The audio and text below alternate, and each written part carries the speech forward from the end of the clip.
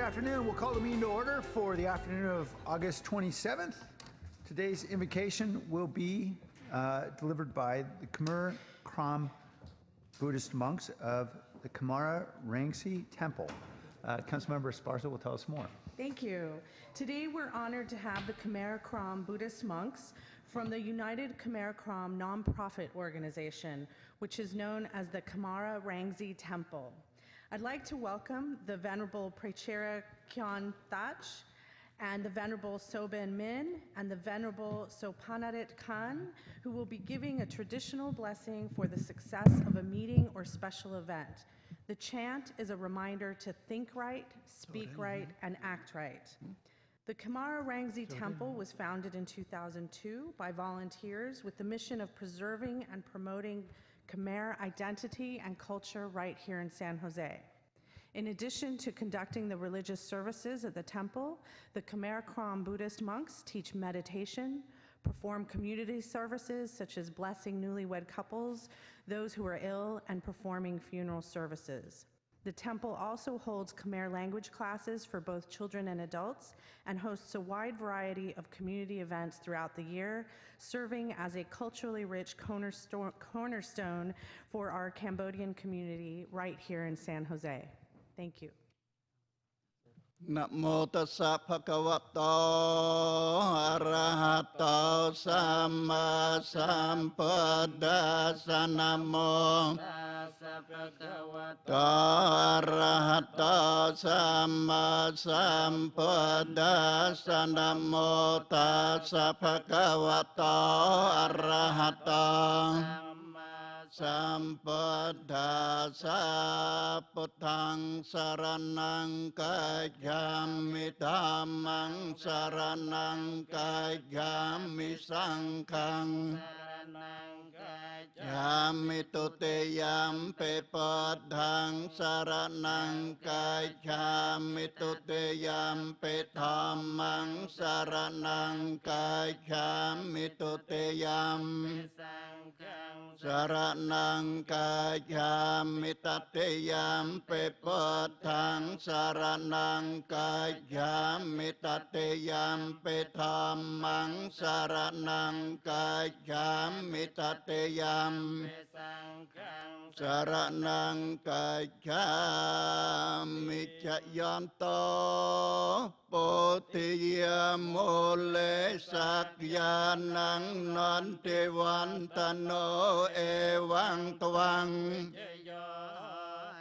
Yasa jaya mangkale aparajita palangke saise patavi pokale apiseke sapapodhanang tapamo tate sunagatang sumangkalang supapyatang sohatitang sukhano samahaddang Brahmacarai supatakinang kaya kamang vyaca kamang patakinang mano kamang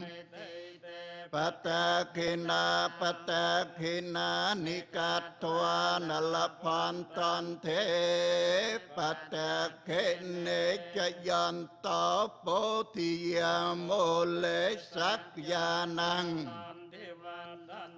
Evang tvang vicaya ha hecaya sacaya mangkale aparajita palangke saise patavi pokale sapapodhyanang akapatong sunakatang sumangkalang supapyatang sohatitang sukhano samahaddang Brahmacarai supatakinang kaya kamang vyaca kamang patakinang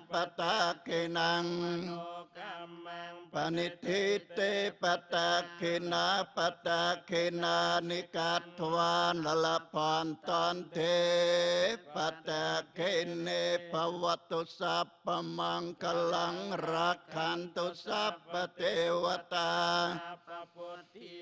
นุเพียเวนะสตติยโสไทยภวันตุเตภวตุสัพพมังคลังรักขันตุสัพพเทวตาสัพพธรรมยานุเพียเวนะสตติยโสไทยภวตุสัพพมังคลังรักขันตุสัพพเทวตาสัพพสังคีนุเวนะสตติยโสไทยภวันตุเต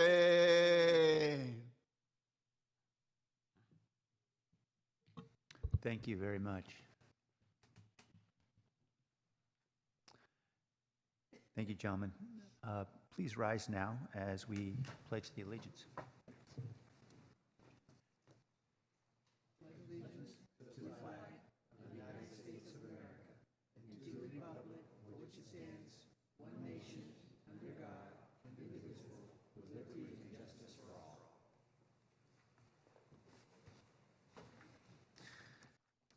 Thank you.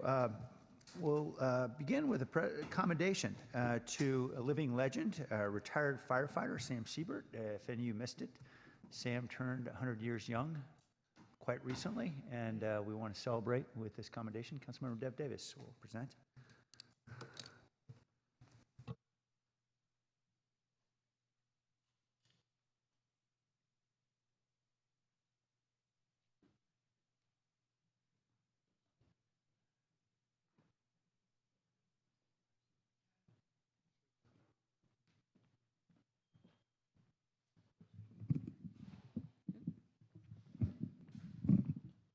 Good afternoon.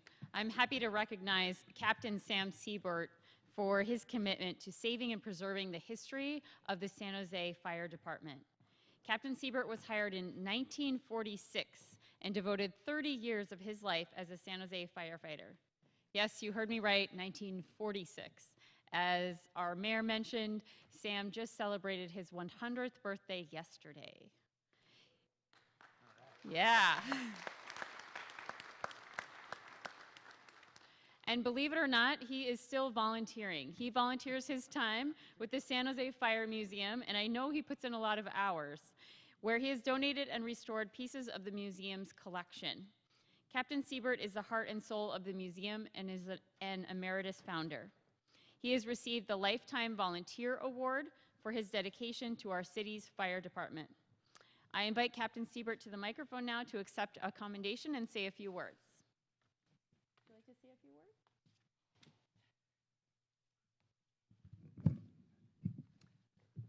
I'm flattered with all this going on here. I just happen to be one of the lucky ones that live longer, and my health is still good. The city was excellent to me. They still pay my pension. And so, so, you know, life to me has been exceptionally good from the time I was wee till the time of today. The friendship and the relationship with the people that I associate with, and I even get along with the council. So, anyway, my life has been a bowl of cherries. I wish that part of my family, my wife and daughter was with me, but I thank you all for allowing me to come here today and be in this.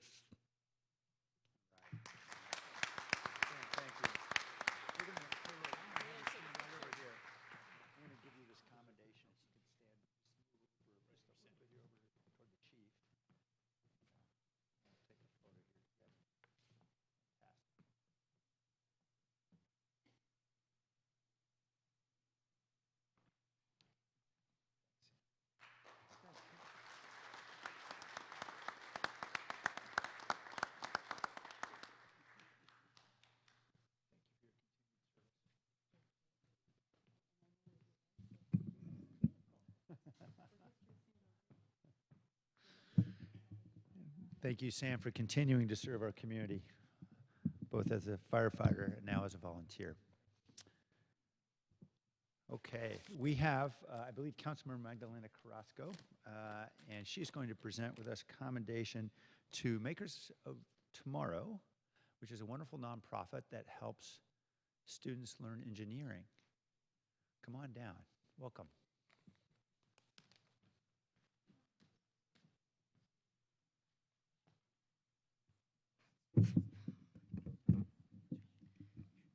Mr. Mayor, how do I? Here we go. I'll get it. I don't have my high heels on. Thank you. Thank you so much. And I understand that you brought some faculty from Notre Dame. Do you want to come up? We're so proud to have you here. Thank you so much for being here. Well, I'm so proud, I have to tell you, to be able to introduce and to be here with such a bright young lady, Shruti. I met her about a year ago when they came into my office to talk about her nonprofit. First of all, let me just tell you about her impressive resume. Shruti is a student at Notre Dame High School who's already changing the world. I have to tell you, some of us work all our lives to do this, but she as a senior has already done this by starting the Makers of Tomorrow, which inspire young minds all over San Jose in the areas of science, technology, engineering, and math. She's also is a research intern at Stanford. She's interested in biomedical engineering, bioinformatics, you'll have to tell me what that is, machine learning, and psychology. She's been a summer research intern at the University of Iowa for the Roy and Lucille Carver College of Medicine, and she is just a nonstop dynamo. As we know, the world is shrinking, the economy is getting more competitive, and if we don't expose our young children to STEM, the odds are stacked against them. On the east side of San Jose and in other areas of San Jose where we have children who are really struggling, we know that exposing our kiddos especially makes all the difference in the world. And that's why today is especially significant, because this young woman is making all the difference in the world. I'm not sure if she truly understands the impact of her very young life on those lives around her and on the lives that she's already touching.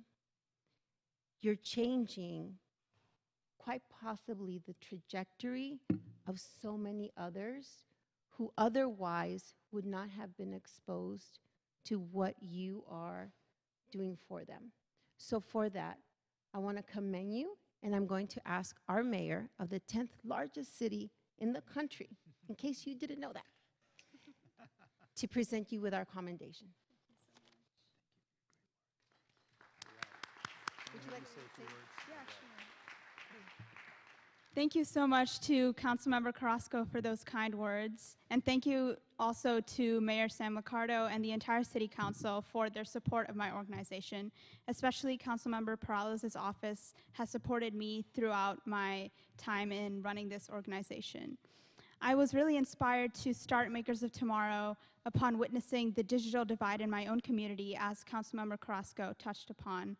And it's really been a privilege of mine and a pleasure of mine to work in my community and see how these kids in places like Sunrise Middle School and Clyde Fisher Middle School, which are some of the schools that I work in, how their outlook on engineering is really changed just by doing a couple of hands-on projects and really having fun with engineering instead of thinking that it's some field that they have to be scared of or intimidated by.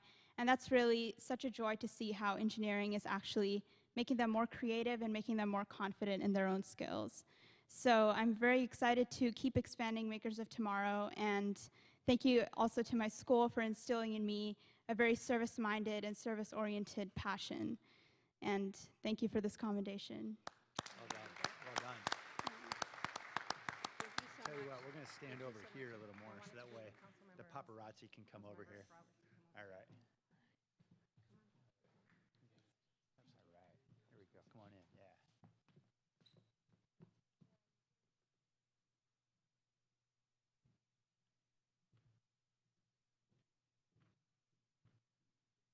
You guys want to get in the photo? Oh yeah, come on in. Come on in. Yeah, come on. Yeah, come on in the photo.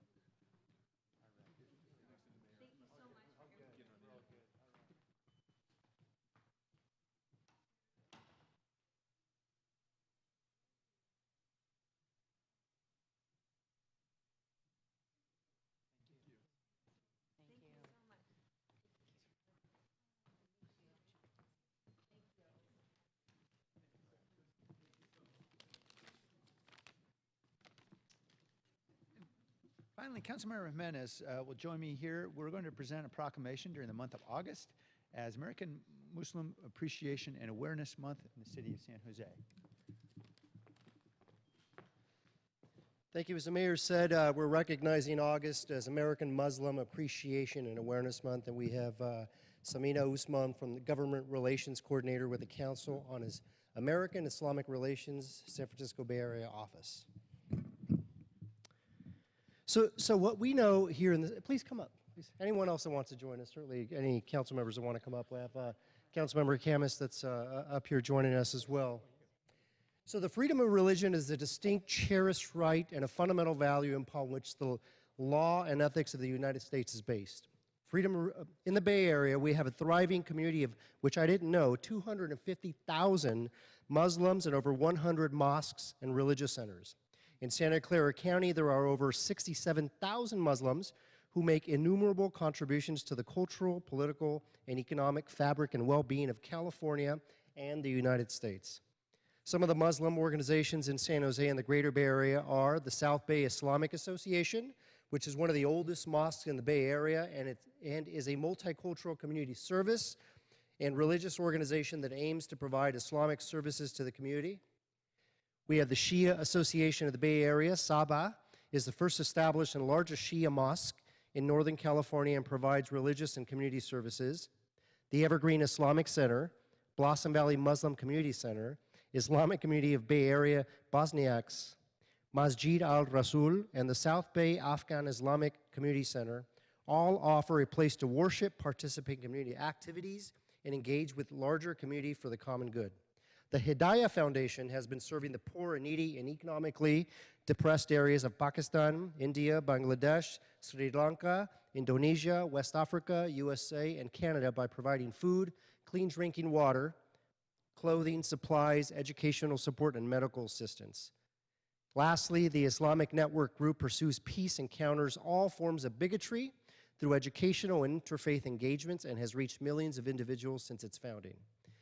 I believe it's appropriate to acknowledge and promote awareness of the myriad of invaluable contributions of American Muslims in California and across the country and extend to them the respect and camaraderie every American deserves.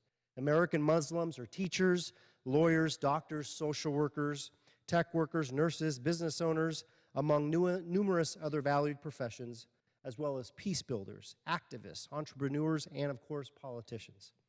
Today, in recognizing August as Muslim Appreciation and Awareness Month, we seek to afford all residents the opportunity to better understand, better recognize, and appreciate the rich history and shared principles of Muslim Americans. So thank you so much for being here. Our mayor has a commendation and proclamation to provide to Samina. Please.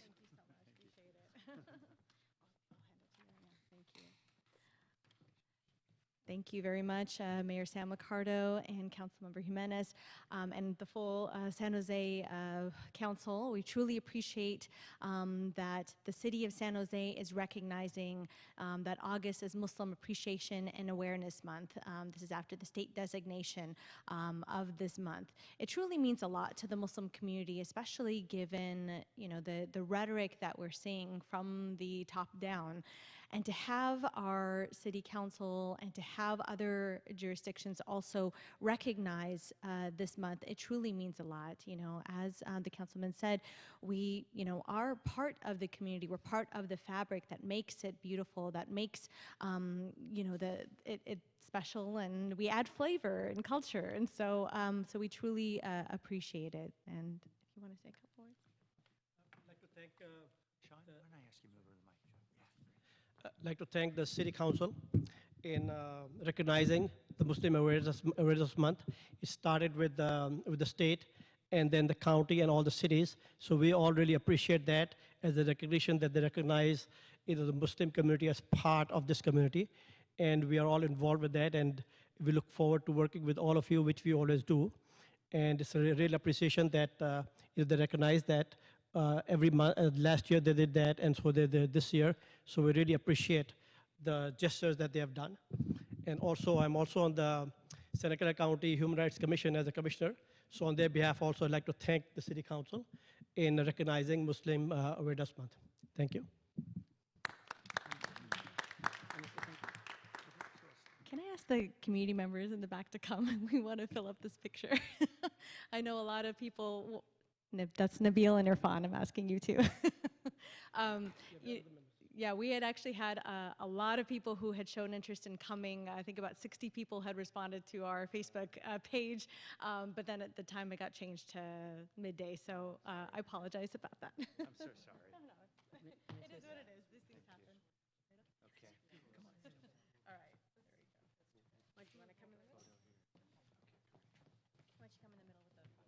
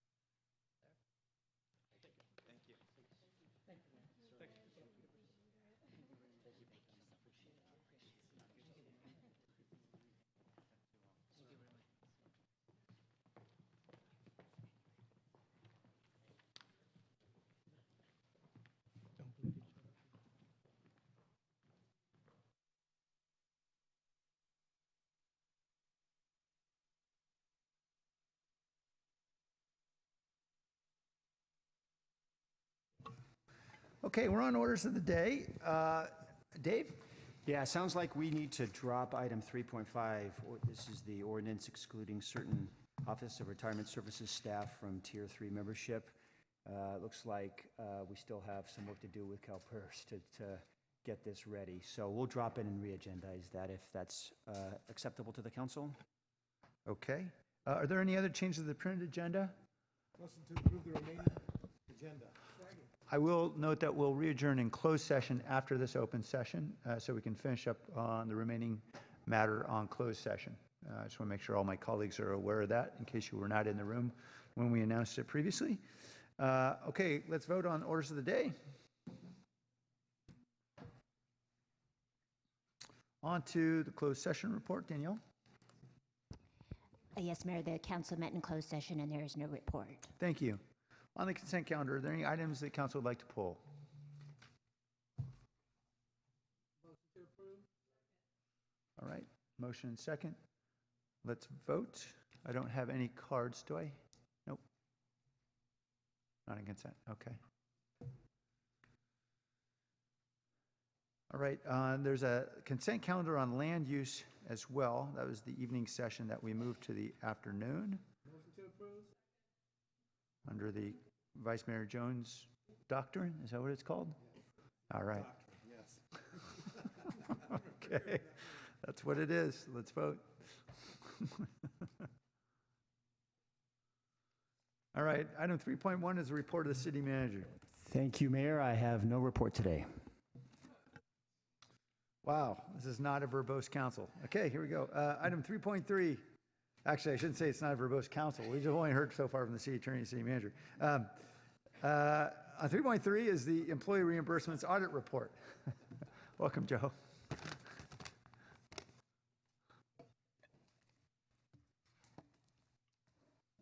Joe Royce, City Auditor. I'm in the box with Brittany Harvey from my office, as well as Julia Cooper from the Department of Finance. I'm here to present our audit of employee reimbursements, strengthening and streamlining the reimbursement process. So like other organizations, the city reimburses employees for expenses they incur while conducting city business. Common expenses include training, food and beverage, mileage, parking, professional memberships, licenses, uniforms, and supplies. In 2018, reimbursements to employees totaled $717,000 for over 7,000 individual transactions. Total reimbursements have remained fairly stable over the last 5 years, with a large proportion of expenditures for training and professional development. The objective of this audit was to assess employee reimbursements for appropriateness and compliance with city policies. We audited employee reimbursements in response to a request from the city administration. We had 2 findings. The first finding was that expense reimbursements were generally appropriate, but some processes can be strengthened. So while reimbursements were generally appropriate and in compliance with city policies, we noted some areas where we can make some improvements. For example, in 2018, some employees received mileage reimbursements, even though they may not have had a city driving permit, which is a requirement under city policy for such reimbursements. In some cases, employees had not completed a required defensive driving training to receive the permit. In other cases, the city's tracking of employees who had completed the training was not accurate. Also, department timekeepers did not always appropriately review mileage reimbursement requests prior to approval. So we have a recommendation that the city reconcile and better track city driving permit holders in the city's human resources management system, ensure all relevant employees obtain a city driving permit, and notify timekeepers and time-improving supervisors of their approval responsibilities. Also, we found that the Finance Department's roster of designated approving officials was outdated. It included individuals who were no longer employed by the city, and ensuring this roster is current is important because the city, or the Finance Department, for the most part, relies on these individuals to review and approve expenditures for appropriateness. Our second finding was that the city can streamline the reimbursement process. The authorization process for reimbursements differs across similar types of expenses and is heavily paper-based. In many instances, we found that the time to approve and reimburse employees for small expenses far exceeded the process for larger expenses. We also found that the reimbursement requests were not always submitted in a timely manner as required under IRS guidelines. So we had a recommendation that Finance and Office of Employee Relations review and streamline the authorization process for small dollar reimbursements, and also to simplify the process, Finance should include commonly requested expense reimbursements as well as timeliness requirements either in the upcoming electronic travel reimbursement system or some other electronic solution. So the report contains 4 recommendations, and we'd like to thank the Finance Department, Human Resources Department, the Office of Employee Relations, and the City Attorney's Office for their time and insight during the audit. And with that, I'll turn it over to Julia for the administration's response. Thank you, Joe. Julia Cooper, Director of Finance. We agreed with all of the recommendations from the city auditor and thank him for looking at the employee expense reimbursement process. As he mentioned, we're in the process of selecting a vendor for the travel reimbursement process, moving to an electronic system, and we think that that will help implement many of the recommendations here. And also the HR is moving to an online driver training course, which we also think will expedite the process for people to get that driver training and comply with the mileage reimbursement. So with that, available to answer any questions. Great. Thanks, Julia. Thanks, Joe, and Brittany and Gitanjali. Thank you for all the work. I really appreciate the fact that you said that we're moving forward in the RFP because it seems like this is a process that's screaming out for digitalization, and it sounds like we're going that way. Yeah, we're in the evaluation stage right now of the RFP responses. So we hope to be rolling that out within the organization after the first of the year. Great. And then the other question I have is just about, I know this was just an anecdote, but anecdotes can be powerful sometimes. The $7 parking reimbursement, is that process being changed so it will resemble the 2-step rather than the 5-step? Yeah, we're hoping that whatever electronic travel system we implement, that it can have an employee expense component to it as well. So then it'll just move through electronically in the same process and not require as many signatures and paper-based. Okay, so you just need one supervisor, and that's great. So it will require us to do an update of a fair number of policies as we implement the electronic system as well, but we're open for the change. Okay, thanks, Julie, appreciate it. All right, questions? Councilmember Camus. Yeah, thank you, and thank you for the report. If we're doing streamlining, you know, in a supervisorial role, is there any way to like streamline like employee onboarding too? Like, hey, this person is authorized to do, so that they can get authorization, like pre-authorized authorization as soon as they're, you know, onboarded or something like that? Is there I think that's something we'd have to talk to the HR director about, you know, with respect to that onboarding process. I know different departments have different processes with respect to, you know, who gets what type of approvals. Yeah, no, yeah. Okay, well, thank you. A motion to approve the report. Okay, any questions, comments? All right, let's vote. Thank you. All right, now we have some interviews for the public member appointment to the Board of Administration for Federated City Employees Retirement System. Yes, there are 3 applications listed in the packet. Only Spencer Horowitz and John Kloby will be here today. Okay. Spencer will be your first interview. You will interview these 2 and appoint 1. Then Lionel Allen, who couldn't make it today, and whomever you don't select will go to the retirement board for them to interview and for them to nominate. Okay. So there are 2 vacancies. I was not clear in the memo. I want to be, there's 2 vacancies, but you're appointing 1. Got it. Thanks, Tony. Welcome, Spencer. Thank you. Thank you. Thank you for your willingness to serve again on a commission.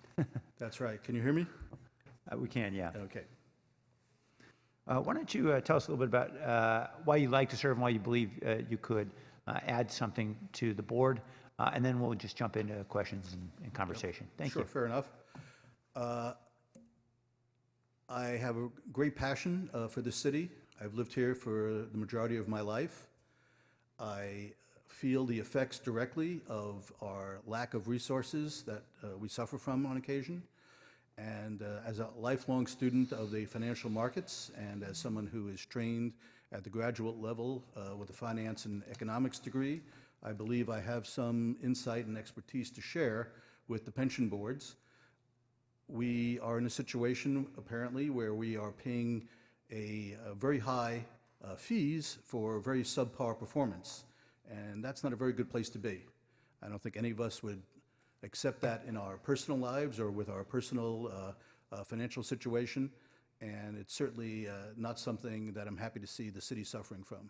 So I would very much like to add my insight, my experience, my passion for seeing the city move towards probably investing and asset allocation with index funds with much lower fees to achieve a better return with lower liabilities for the city. Thank you. Okay, questions from the council? Councilmember Davis. Thank you, Mayor. Hi. Hello. If you could you talk a little bit about, I know you said you have a degree in finance. Can you talk a little bit about your relevant work experience and how you would bring that to the board? Mm-hmm. Well, I've worked for the last 30 years in Silicon Valley as a marketing and business development executive for technology companies.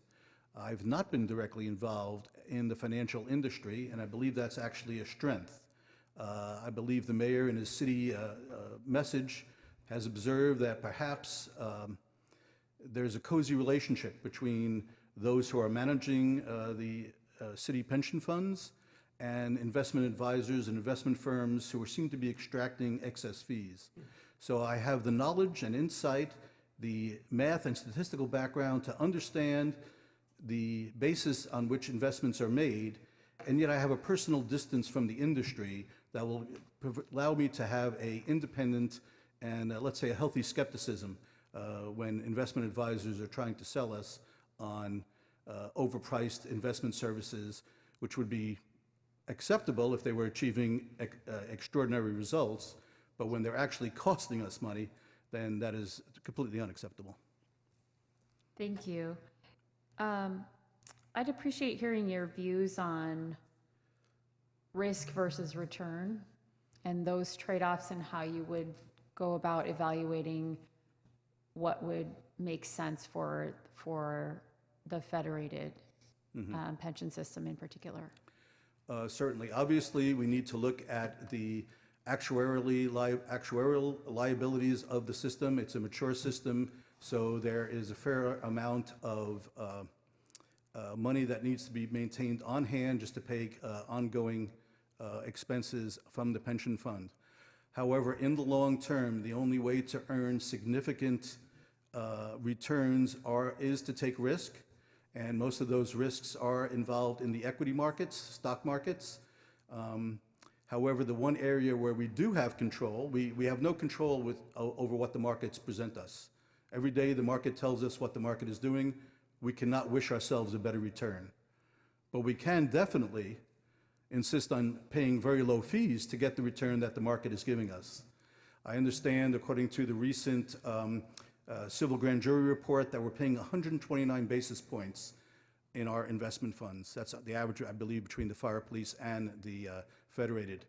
That is an unconscionable amount. I pay less than 10 basis points, and you all can too, with a Vanguard S&P 500 index fund. There's simply no justification for paying these extraordinary fees. We can control what we can control, and what we cannot control is what the markets present us. But it's clear that we need to have significant allocation to equities in order to earn a reasonable rate of return for the city and for the pension funds. Thank you. What's your view on the current discount rate that the Federated Board has? It is probably set too high. It is the opinion of many investment professionals that the expected returns over the next 10 and 20 years are unlikely to match the returns that the market has generated over the past 20 years. We are finishing up an extraordinary period in the history of the financial markets. The interest rate for long-term bonds has collapsed over the last 30 years, and declining interest rates are the wind underneath the wings of all asset classes. So as interest rates fall, bonds go up, stocks go up, real estate goes up, every asset class is advanced by falling interest rates. Interest rates are currently at the lowest level they have been, and many people believe that in the next recession they will fall to negative interest rates, which is what we've seen in Europe and Japan. So it is important to recalibrate our expectations. We are unlikely to earn 7.5% per annum in the coming years because the valuations in the stock market and the bond market are already so high. There's just only so much headroom to achieve when you're already at a very high place. Can you talk about the discount rate versus the unfunded liability, the actuarial liability, and the relationship between the two? Well, the discount rate is the measure by which we determine what the future liabilities are. And if we fail to achieve, in reality, if we fail to achieve the discount rate that's planned, then the city must pony up the excess money. So if we have an unrealistically high discount rate, we will simply be on the hook for, that is, we, the city, and the taxpayers thereof, will be on the hook to pay that much more money in the future. With a realistic discount rate, based on more realistic expectations for future returns, we will align ourselves more closely with reality. That's true, and we also pay more now with a lower discount rate. Exactly. We have to fund now for the unfunded portion of future liabilities. That's clear. Thank you. Those are all my questions. Thank you. Thank you. Vice Mayor Jones? Thank you, Mayor, and thank you, Spencer. It's good to see a small business development. Right. I believe we Commission served on the alumni. commission together briefly. That's right. Mm-hmm. In your application, you spoke about a passive strategy versus the current strategy that we use in terms of active management. Can you Mm-hmm. kind of delve a little deeper in terms of why you staked out that position? Certainly. This is an area of great academic study. There have been hundreds, perhaps thousands, of financial professors, PhDs, who have studied the performance of active versus passive investment strategies. Active investment strategies are the idea of finding geniuses, paying them lots of money so they can provide whatever insights they have. Unfortunately, these geniuses have failed to match the simple market average. Usually, for the US stock market, that's the S&P 500. A passive approach simply says, we're not going to hire geniuses, we're not going to waste our money, we're simply going to buy the market as a whole. We're going to buy all stocks in the S&P 500, and that has continuously proved itself as a successful strategy over the years. Now, any individual manager, any individual genius can have a good year, maybe 2 or 3 good years, but to consistently beat the average has proved impossible, and we should not be chasing those pipe dreams. It almost seems like a statistical anomaly. You'd think, on average, half the active managers would beat the average and half would fall below the average. But the reality is it's much worse than that. Perhaps 80% of active managers, it's inconceivable, 80% fail to beat the average year after year. Even Warren Buffett, one of the greatest investment strategists of our lifetimes, and many lifetimes, today cannot beat the S&P 500, and said if he was advising anyone to invest in the market, he would simply put as much money into the S&P 500 as he or she felt they could afford, so long as you maintain adequate liquid assets to pay current expenses. No, I definitely appreciate that viewpoint. In fact, when we've had study sessions and presentations from staff, they've already stated that over the past 100 years, if you just invested in the market, a passive investment, that your rate of return would be about 7%. And I noticed in your application, utilizing ETFs, which is what my investment strategy, it's about 7.5%. And my investments are around 7 to 7.5%. Right. I have, for my own personal portfolio and for my family, achieved a greater than 7.5% return over 10 years. I believe that handily beats what the pension fund has produced. And this is not by hiring very elaborate schemes or pursuing anything other than using passive investments in stocks and bonds, and very, very low cost, low basis point ETFs and mutual funds. So we have very similar investment strategies and philosophies. Knowing the makeup of the current board, how would you advocate for your passive investment strategy, knowing the makeup of the board and the mentality of how they pursue investment strategies? Well, I'm an engineer at heart, and data tells the story. So it's hopefully a case of presenting the facts, presenting all of this massive library of academic research that shows the superior performance. I believe many, many other municipal and state pension funds are increasingly turning to a passive investment strategy. And I believe over time it will become increasingly difficult to defend active investment strategies, particularly if they incur significant costs greater than a passive investment strategy. At some point, a position becomes untenable and inarguable, and hopefully we will approach that point soon. Great. Thank you, Spencer. Councilmember Camus. Thank you. I guess I must have missed you on the Small Business Development Commission, because I came in 2010, I think. And I think that may have been my last year, so our ships may have crossed in the night. Yeah. Hopefully I kept the chair warm for you. Well, it's interesting. So I do concur with you, and I was serving on the pension board for 5 years since I've been in office. And one of the things when we left, when I left, what they were talking about potentially going into like angel capital funds and putting some money in pre-IPO investments. And what are your, you seem very confident in your research on basically the buying a basket of S&P 500 stocks. Mhm. What are your thoughts on investing in pre-IPO or angel round funding Mhm. to enhance performance? Well, it's, I would say I have an open mind. I'd be happy to hear and understand the presentation from any venture capital firms, hear their track record, and hear about their investment strategy and philosophy. However, the bottom line is it's a numbers game. You wouldn't allocate a huge percentage of your portfolio to venture capital unless you were completely ignoring all risks, because it's an enormously risky area. So if you're only allocating a small portion to get excess returns, well, that's just not going to move the needle that much. So again, if we spend an enormous amount of time, resources, money, paying venture capital, who work on a 2 and 20 formula of carried interest, which guarantees them the return, and maybe we get some return afterward, I would be skeptical with an open mind, but I am skeptical that it will move the needle very much in terms of producing an overall effect on the return for our total pension fund.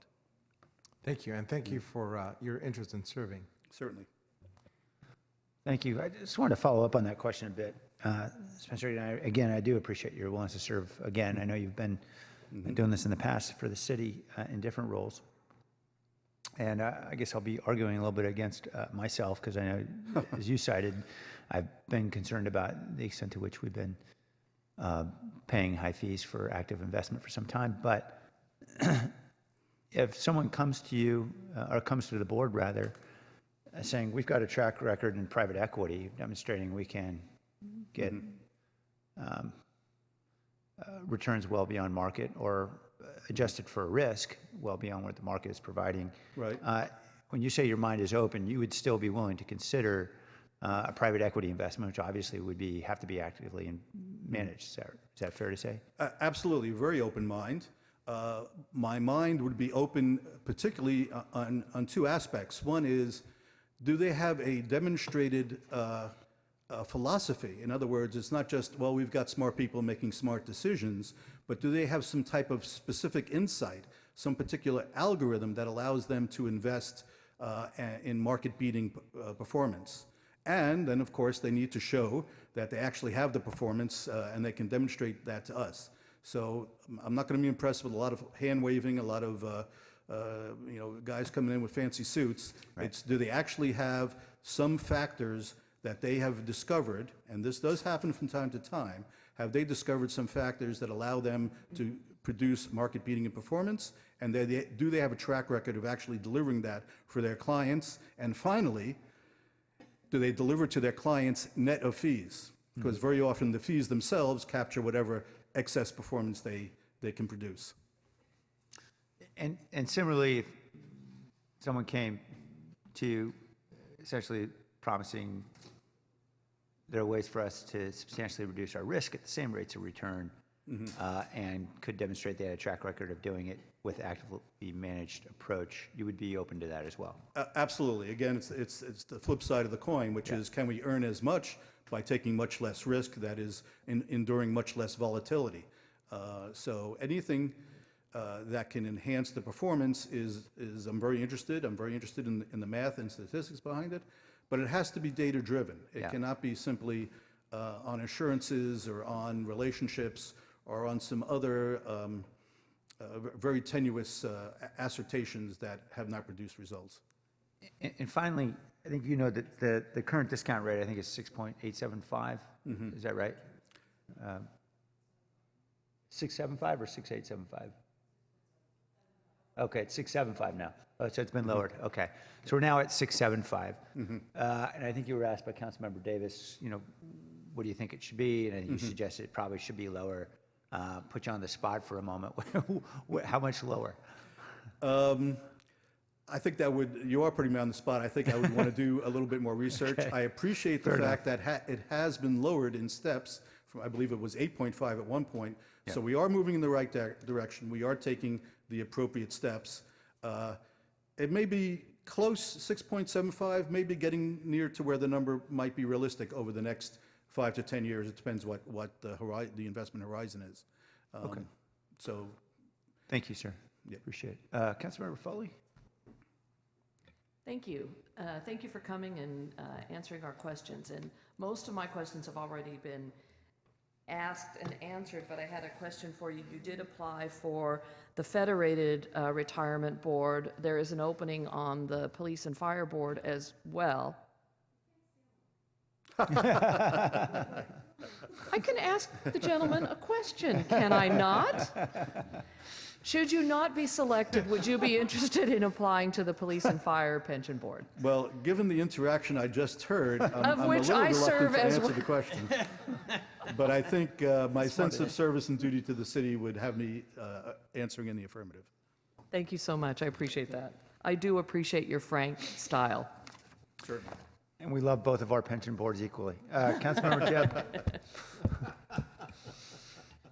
Thank you. No, sir, I appreciate the discussion and listening to you speak. I think you have a healthy appetite for risk, which I appreciate. One of the things that we've heard from staff and the pension boards in the past is that we have a mature fund.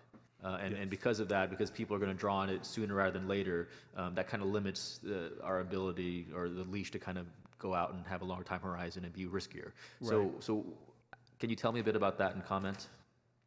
Well, clearly that would limit the amount that could be allocated to equities, which are typically earn more than fixed income, because equities you really have to take a long view, a long time horizon. But again, even on the fixed income side, we need to devote some efforts to managing that part of the portfolio so that we can pay out for current retirees who are addressing the system. I'll simply say, in tooting my own horn, one of the questions on the application was asking what suggestions I might make in terms of current market conditions. And on July 31st, when I submitted an answer to that question, I advocated extending the duration of our fixed income portfolio. And since that time, a few short weeks ago, the 10-year bond has fallen from just over 2% to just under 1.5%, 55 basis points. That is a huge move in the bond market.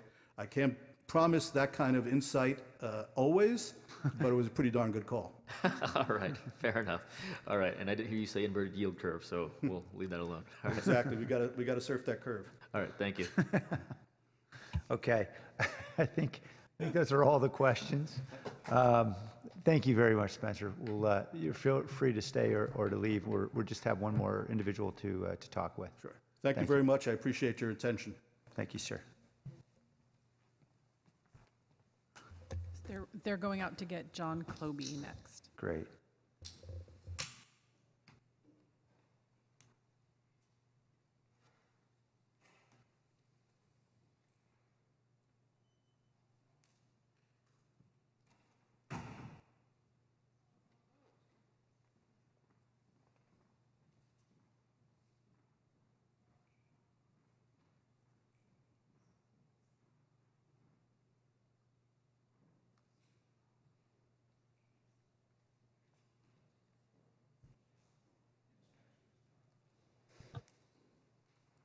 Welcome.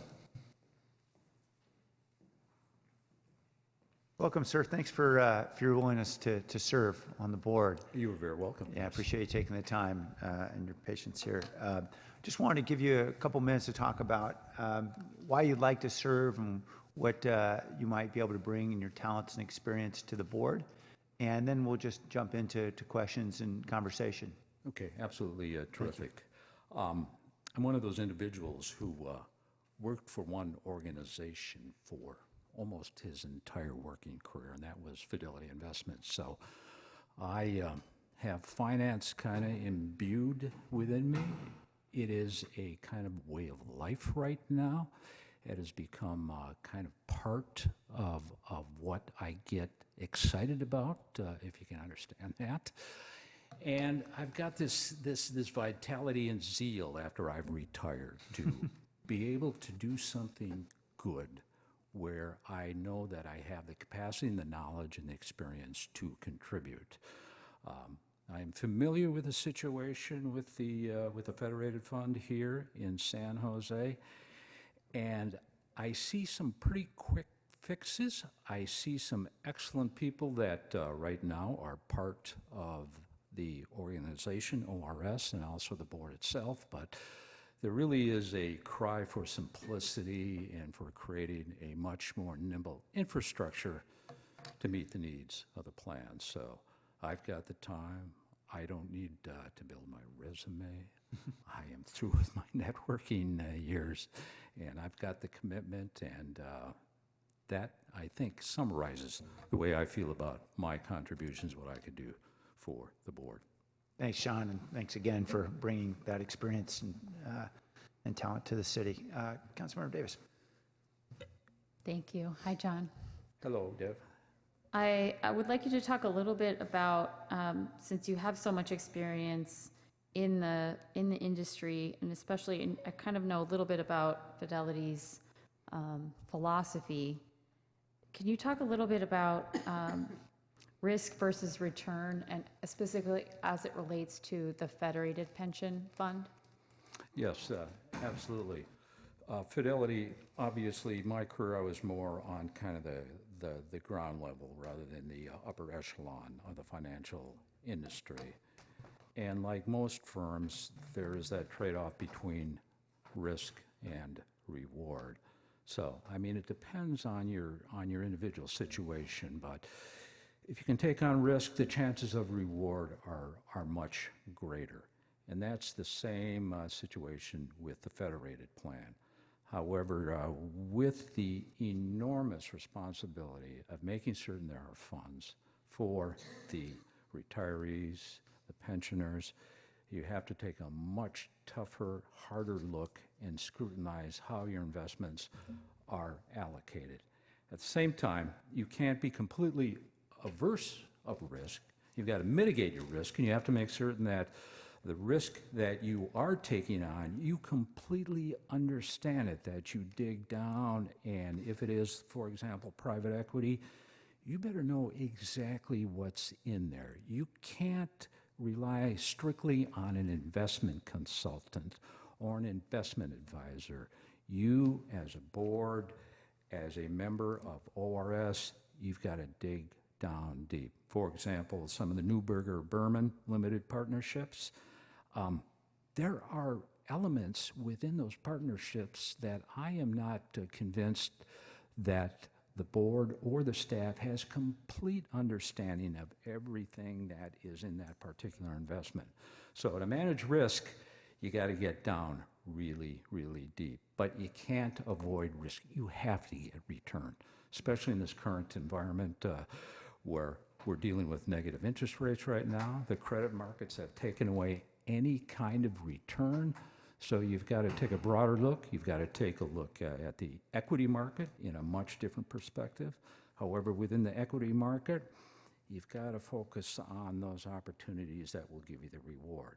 And it may not be the global markets. It may be just the U.S. markets. So you have to know exactly what's going on within everything that you own.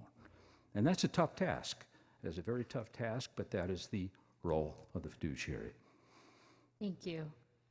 I'd appreciate learning your views on investment consultant fees, and just fees in general, and when they might be justified.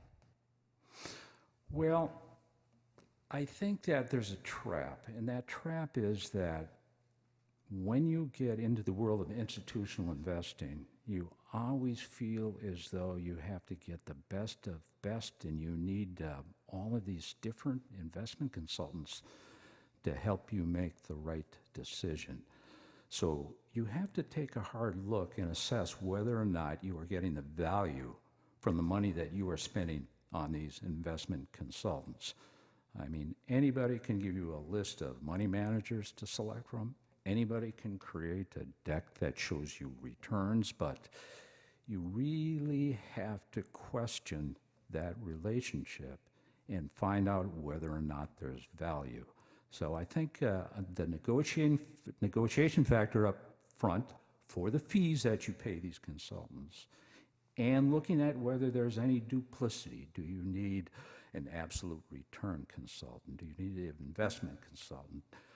Do you need a risk consultant? You do, but maybe you could consolidate that. Maybe you don't have to reach for the Mercedes. Maybe you can find the Cadillac out there. There are plenty of good firms out there. And I think that that's an area where the board could probably lend a lot of expertise in finding the right fit for the pension fund.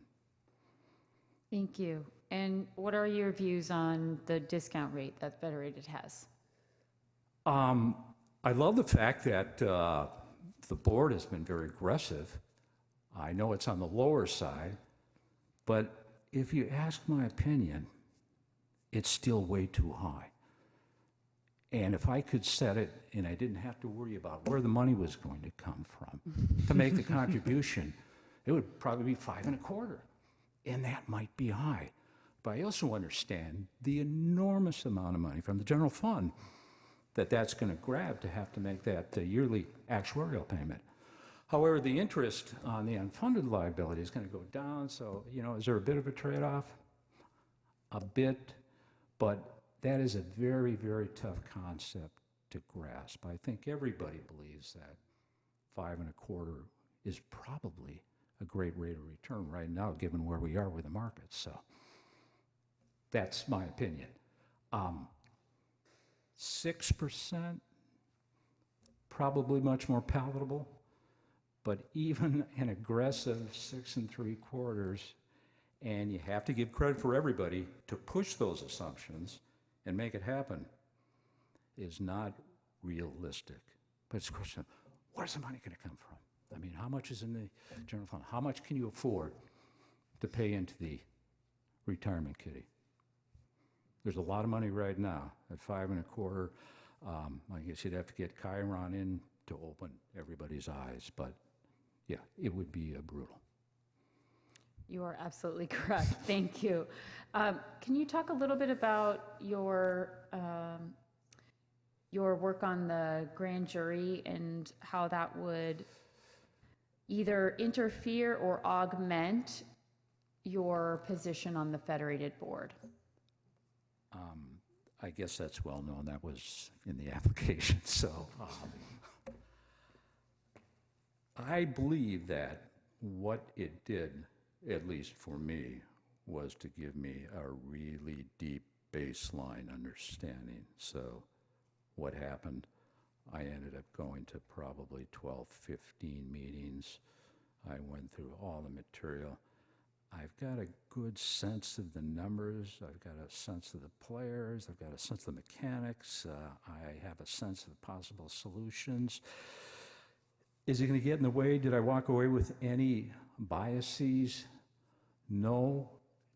As a member of the civil grand jury, it's kind of a delicate position. You see a lot of good things, but your charge really is to come up with something that might benefit and help the institution, and in this case, the pension fund. I think it's clear that it seems to be, or my opinion, it is a very complex structure with a lot of money managers, a lot of investment consultants, and boy, could it be simplified. We have empirical evidence from other plans across the country. They do it much more simply, and they get the returns. Tampa Bay, I guess it's Tampa Bay as a football team. The city of Tampa, police and fire pension, same size as Federated, about $2.2 billion. They don't have one alternative investment, and they did 8.8% last year. And I know the stats show that if you did a 60-40 mix, really simple stuff, 60% domestic equities, 40% domestic bonds, all in the U.S., your return last year would have been 9.2%. So that's, when I talk about simplicity, I mean, those are some of the things that it would be great to get the board to think about and make them understand that, yeah, there are plenty of opportunities in venture capital and private equity, but is it really necessary from a risk standpoint, from a transparency? So you have kind of two philosophies here. You've got kind of the higher end, sophisticated. Sometimes you as a pension fund may not get the best IPO, and you know that those IPO shares are going to go to the big investors, the mutual funds. So you may end up with something that may never materialize, and hence therein lies the risk. I can tell you anecdotally, by being in the business for many, many years and for being up in Palo Alto for a considerable amount of time, every time upon a liquidity event, you would have the VCs come in with their cash and put it into index funds and ETFs.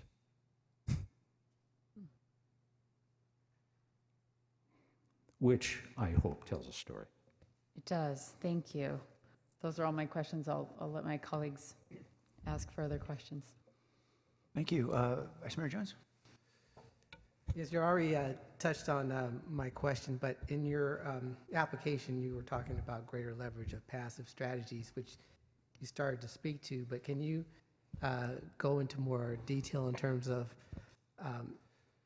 what your passive strategies that you were referencing, what those passive strategies would be? I know you touched on ETFs, which I'm a big fan of, but can you go into a little bit more detail in terms of your strategy and what it would be? What I meant was that any public market investment, there's usually a benchmark index out there that's available. And is there a hard enough look at that benchmark index versus an active manager that's picked from a long list of money managers that an investment consultant provides? I think the answer is yes, with due diligence. And you probably know the scope of the investment world. There are a myriad of index funds, so you've got to zero in and find out, why do I want to buy an index fund with 15 basis points when I can get one for 2 basis points? So that's what I'm referring to, is whenever there's an opportunity for an investment to mimic a benchmark and allow a passive choice, we need to take a really hard look at that, really hard look. So knowing the makeup of the current board and seeing what their current strategy is in terms of active investment, if you were appointed to this board, how would you advocate for, or how would you communicate to your colleagues the benefits of a passive strategy, passive investment strategy versus the current investment strategy? I respect the individuals on the board around, very accomplished, very well educated, and very successful in their field. And I hope they would view me as the same way, but not way up here, but more down here on the ground. And I think, with collaboration, cooperation, and having a very strong dialogue, and you've got to question each other, not in a way that breeds contempt, but collaboration. They are your colleagues. So I think using examples from across the country are incredibly powerful. We all know the Nevada story. Pennsylvania is doing the same thing. There are numerous pension funds out there that have shifted and made their mix much more straightforward and simple, and they're getting better returns at a lot less cost. So I think reasonable minds can and will understand that. Great. Thank you. John, thank you. I really appreciate you bringing a lot of experience in your background to this. I also appreciate you served on the grand jury and produced a report. Thank you. And if you don't mind, I'd like to ask you a couple questions about the report itself. I'll just skip on to the conclusions, really, around the factors contributing to underfunding the pension plans. And one of the factors that was identified was the mandatory 3% annual COLA for Tier 1. retirees, which I'm sure no one would disagree adds a considerable amount of burden in terms of unfunded liabilities. But there seemed to be implicitly a recommendation that we reduce that COLA. Is that your understanding from the grand jury report? We thought that that would be a viable, simply accomplishable recommendation. We talked about buyouts. We talked about a number of different scenarios. We also understand that it's tier one, and in the tier one liability it will dwindle out by about what 2027, maybe 2030, right in there. So, but it is an enormous cost. There's no doubt about it. I think it adds what 30 to 40 million a year. Yeah, I don't doubt that it's a significant burden. I guess I wasn't sure if the grand jury was aware in 2012 we went to the voters and sought to reduce that tier one COLA, and a trial court told us that we could not do so legally. Were you aware of that at the time you put out the report? I know we had some outside assistance when we looked at that particular issue. Okay. I know we looked at it. Obviously, that's when the retirement health plan went away. That's when that extra check, the bonus check went away, et cetera. But Well, actually, there were two separate ones. There was a vote in 2012, Measure B, and then there was a 2016 Measure B. Both actually involved the elimination of that SRBR bonus check. But it was the first measure that would have reduced the COLA for Tier 1 current employees. we saw that that was a significant burden to the city. And we saw that back in 2006 when it was passed. You know, times are a little bit different. And, Sure. you know, and the situation was, hey, we've got to keep our people here, and we've got to attract more people. And then with regard to the unrealistic projections, investment earnings, and insufficient contributions of the employer, I know the point was made, I think, a comparison to San Mateo County as being an example of supplementary contributions from the employer to reduce the unfunded liability. Was the grand jury aware that San Jose is already the most thinly staffed city hall of any big city in the country? Well, we knew that to pay down the mortgage, to make a principal payment, is an incredible sacrifice. And where do you find the money? Yeah. I mean, that is a tough task. And I mean, if you ask me what my plan would be, it would be, hey, if you can come up with 15 million a year, where, who knows, that would be great. You could just bring down that unfunded liability real quickly. So. Right. Okay, so you acknowledge that getting anywhere near 5.25, I certainly don't disagree that the discount rate could come down, but coming anywhere near that would require us to lay off hundreds more employees at a time when we're already incredibly thinly staffed. Okay. I just want, I mean, I appreciate the work of the grand jury, but it just seemed like the recommendations that were being made that were either illegal or at least did not acknowledge the realities on the ground, which are we're badly underserving a city now, given our thin staffing, and we would have to at least acknowledge the fact that to make these commitments would require significant cuts. Like any report, we understand that there are going to be some elements that we may not fully comprehend. And I think in this pension report, the subject matter was exceedingly complex. Yeah, I can agreed. tell you that we lost a number of individuals just because of the fact they couldn't comprehend. Not that they couldn't comprehend, they didn't want to take the time to comprehend. And I think for a lot of grand jury reports, it's more, let's all of the citizenry be aware of what some of these significant issues are. It's exactly what you said in your budget message in March of this year. So I appreciate that you know, I clearly highlight the issues. I know they are pressing issues for our community, and I appreciate that it's not easy work, particularly for citizens to come together and try to get their arms around something that, frankly, lots of people have been trying to get their arms around for many years. Not easy. So thank you for your willingness to take it on. Other questions from the council? Okay. All right, thank you very much, sir. Okay. Thank you, folks. Yeah, appreciate for your willingness to serve. Absolutely. Thanks. Okay, Okay, so Rachel's going to pass out the ballots. Please vote for one and make sure you write your name on the bottom. great.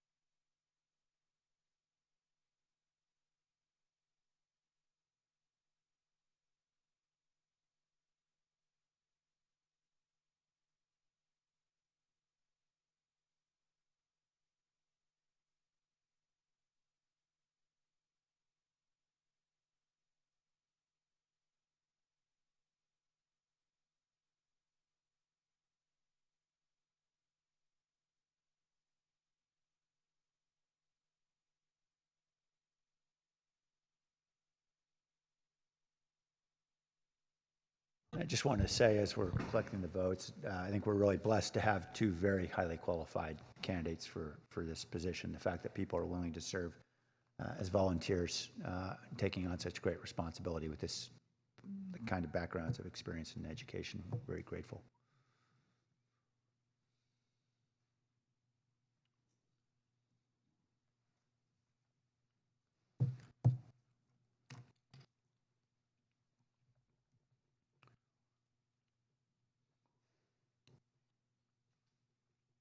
Okay, I have 9 ballots collected, and the Spencer Horowitz received the most votes and received 9, all 9. So. Okay.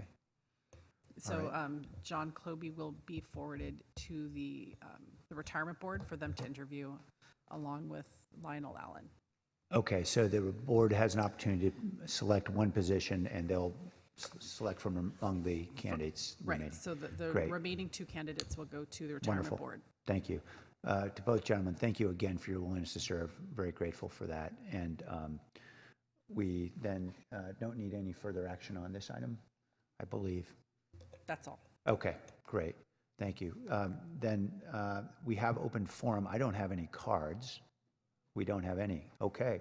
We're going to retire now to closed session to resume our closed session agenda. Thank you all. This meeting is adjourned.